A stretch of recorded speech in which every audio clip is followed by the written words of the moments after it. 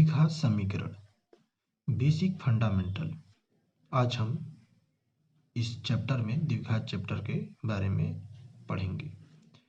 उन बातों का अध्ययन करेंगे जिन बातों को जान करके द्विघात समीकरण के सभी सवालों को हल किया जा सकता है। हम आज मुख्यतः 4 प्रकार के टॉपिकों पे चर्चा करेंगे, जैसे कि द्विघात बहुपद क्या है, द्विघात समीकरण क्या है, और तीसरा कि द्विघात समीकरण को हल करने की विधि कितनी है। इसकी 3 विधियां हैं, मेथड 1, मेथड 2 और मेथड 3। और चौथा इस बात पे चर्चा करेंगे कि द्विघात समीकरण के मूलों के लक्षण क्या होते हैं। पूरे द्विघात समीकरण में इन 4 बातों का ही मेंशन कर लेने से द्विघात समीकरण के किसी भी सवाल को हल किया जा सकता है। हम सीखेंगे कि द्विघात बहुपद क्या है।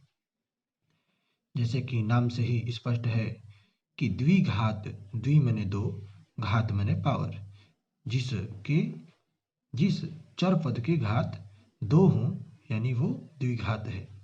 और बहुपद मतलब कि बहुत से पद। आज हम बहुपद के बारे में जानेंगे कि बहुपद क्या होता है। जैसे कि बहुपद मतलब होता है बहुत सारे पद। बहुपद मतलब बहुत सारे पद, जैसे कि 4x, ये तो एक पद हो गया, 2x + 3, इनको बोलेंगे बहुपद, जिसमें एक से अधिक पद हो, ये बहुपद है। जैसे कि अगर केवल ऐसे रहता 4x तो ये बहुपद नहीं है। एक से अधिक पद बहुपद कहलाते हैं, जैसे 4x + 2x, एक से अधिक पद हैं तो ये बहुपद है। अब बात है द्विघात बहुपद की। द्विघात बहुपद क्या है? ऐसा बहुपद जिसका महत्तम घात क्या हो? 2 हो, यानी x², इसका घात 2 हो, ये द्विघात बहुपद है। इसका भी अगर घात हम 2 कर दें तो ये भी द्विघात बहुपद है, लेकिन अधिकतम घात 2 ही होना चाहिए। जैसे कि ये है, इसका घात हम 3 कर दें तो ये क्या द्विघात बहुपद नहीं है, क्योंकि इसका अधिकतम घात तो 3 हो गया। प्रश्नानुसार या शर्तानुसार हमें घात केवल चर पद की 2 ही होनी चाहिए, तो ही वे द्विघात बहुपद है। जैसे कि पॉलिनोमियल्स px बराबर 4x² + 9x + 8, ये एक बहुपद है। p मतलब पॉलिनोमियल्स यानी बहुपद। इसमें x का मतलब होता है कि इस बहुपद में जो भी चर होगा वो x होगा। अगर हम यहाँ y कर दें यानी बहुपद में जो भी चर पद होगा वो y होगा। जैसे इसमें x है, यहाँ भी x और यहाँ भी x, इसमें y है, यहाँ भी y, यहाँ भी y।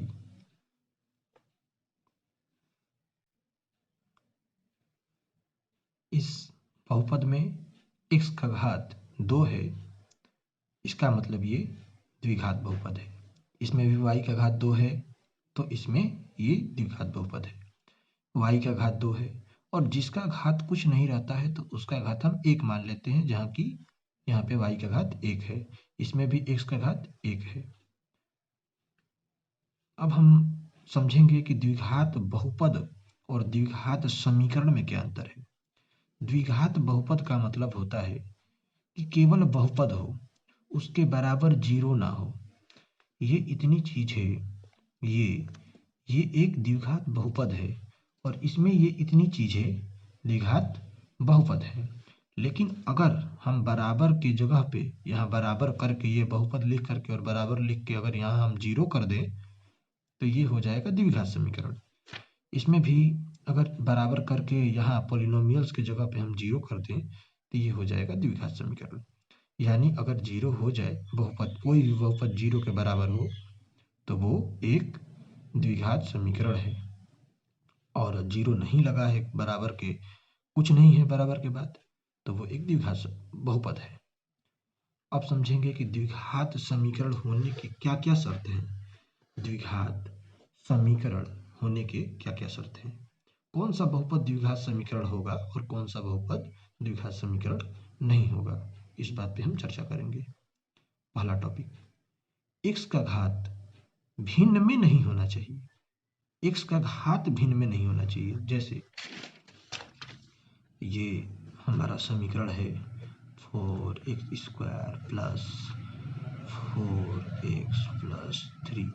ये जो x है इसका घात भिन्न में नहीं होना चाहिए, यानी भिन्न मतलब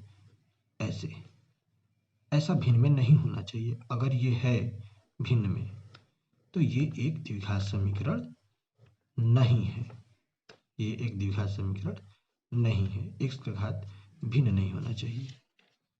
और बहुपद के अधिकतम घात 2 होनी चाहिए, यानी बहुपद में जो घात है वो केवल 2 होना चाहिए।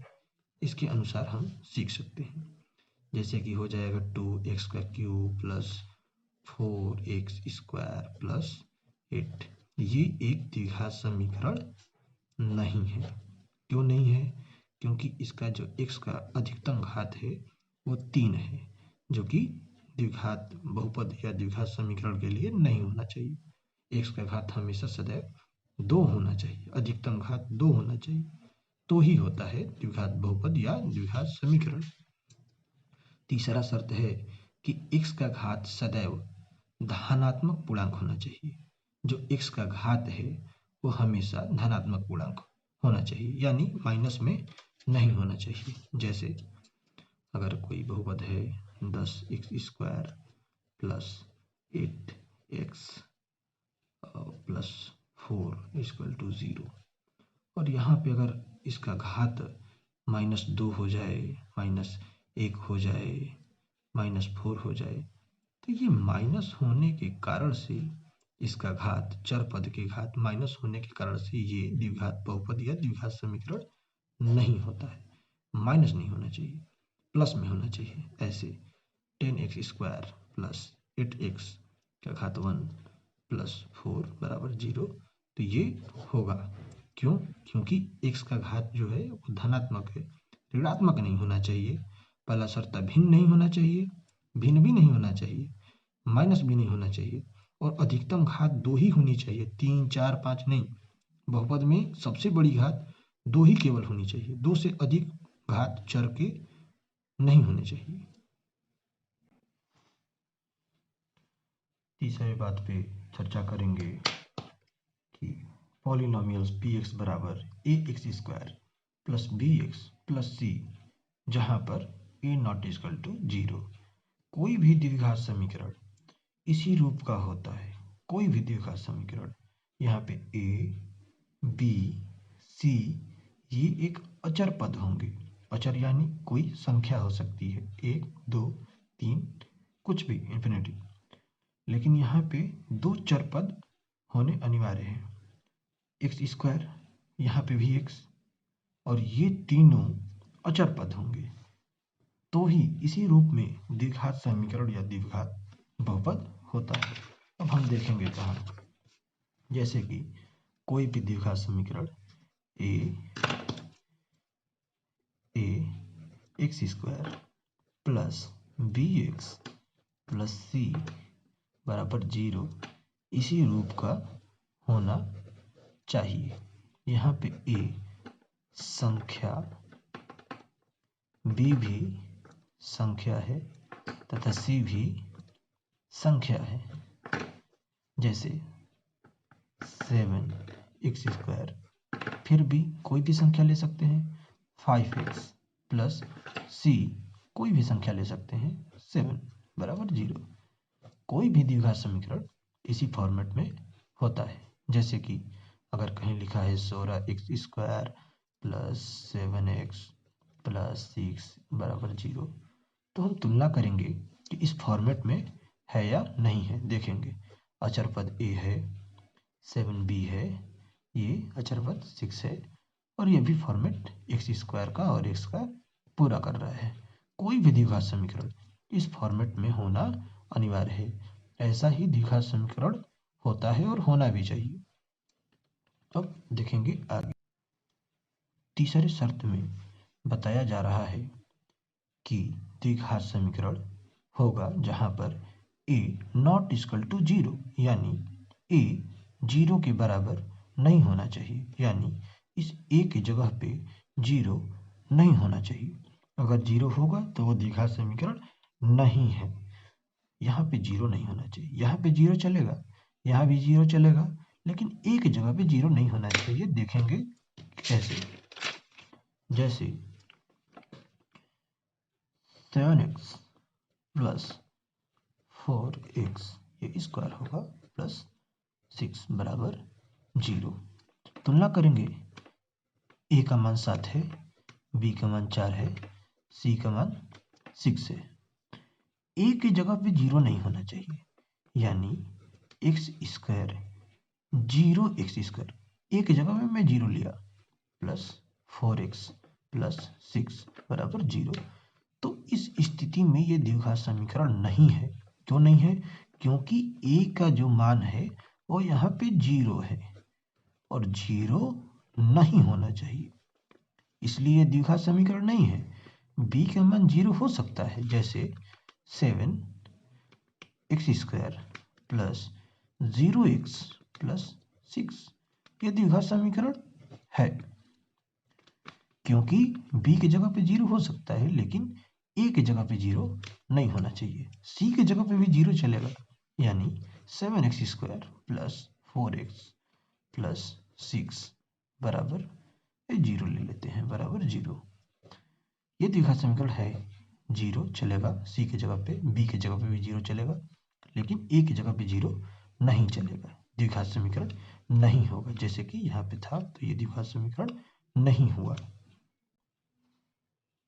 चौथा शर्त है कि घात कभी भी दशमलव नहीं होनी चाहिए।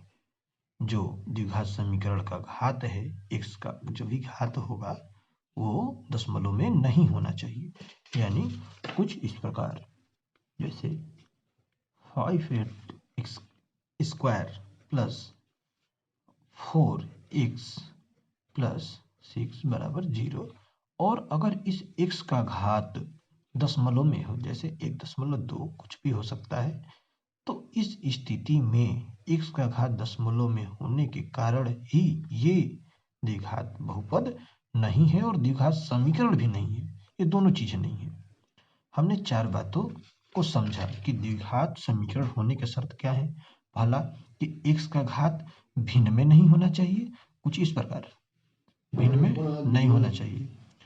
बहुपद के अधिकतम घात 2 होनी चाहिए, यानी बहुपद के अधिकतम घात यहाँ पे 2 होनी चाहिए।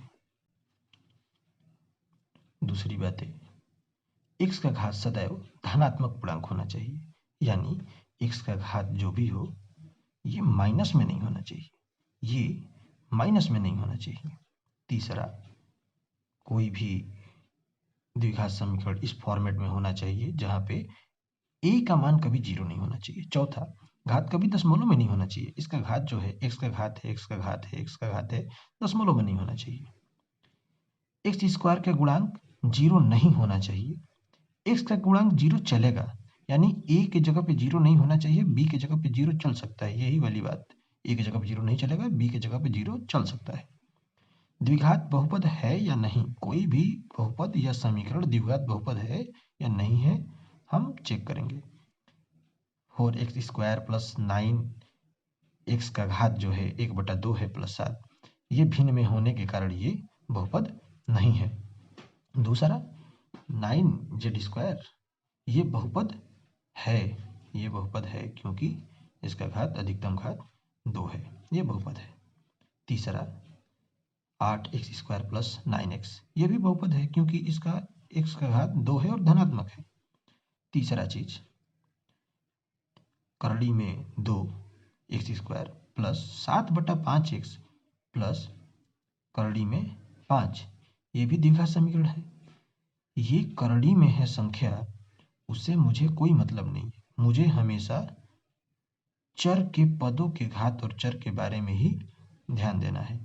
ये तो अचर पद है, अचर पद कुछ भी हो उससे मतलब नहीं है। x² फॉर्मेट को पूरा कर रहा है, x c ये भी है, लेकिन ये 5x² प्लस 9x और 9x का घात है 0.25, ये तो दशमलव में घात है, इसलिए ये द्विघात बहुपद या द्विघात समीकरण नहीं है।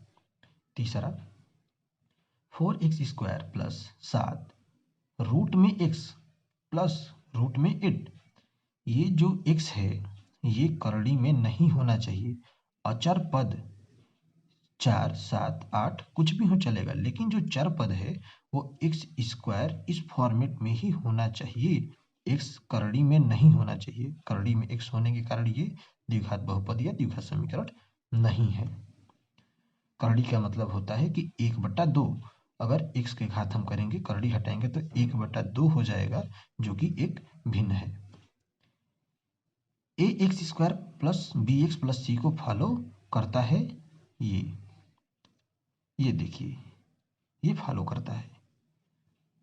9z² प्लस 0, ये गुणा का चिन्ह है, z प्लस 0 ये है, क्योंकि यहाँ पे b का मान 0 है। b का मान 0 चलेगा, a का मान 0 नहीं चलेगा। ये बहुपद है, द्विघात बहुपद है। 8x² प्लस 9x प्लस 0 ये भी है, ये भी फॉर्मेट को पूरा कर रहा है।